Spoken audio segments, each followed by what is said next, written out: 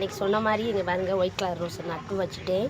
அதுக்கப்புறம் red colour ரோஸையும் நட்டு வச்சு அது கொஞ்சம் வாடி இருக்குது, என்னன்னு தெரியல. தண்ணி ஊற்றி நட்டு வச்சிருக்கு. அப்புறம் இது வெத்தலை கொடி, இதுவும் வாங்கி 1 வாரம் ஆச்சு.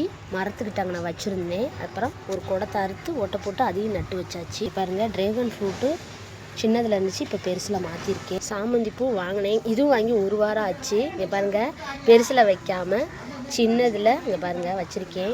தொட்டி எவ்வளோ அழகாக இருக்குது பாருங்கள். இந்த தொட்டிக்கோசரமே, இந்த பூக்கோசரமே இந்த தொட்டியை வாங்கினேன் நான். அழகாக இருக்குது. இந்த செடியை சொன்னேன் நான் உங்களுக்கு. இது இன்னும் பூ பூக்கல. காலையில் பூ பூத்தோன்னா மதியானம் வேறு கலர் மாறிடுமா, வந்தோன்னே சொல்கிறேன். இன்றைக்கி ஃபுல்லாக இதுதான் வச்சுருக்கேன்.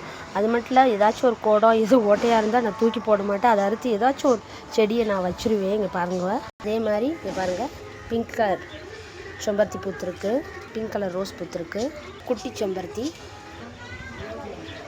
பிடிச்சிருந்தா ஒரு லைக் போடுங்க. அடுத்த வீடியோவில் சந்திப்போம்.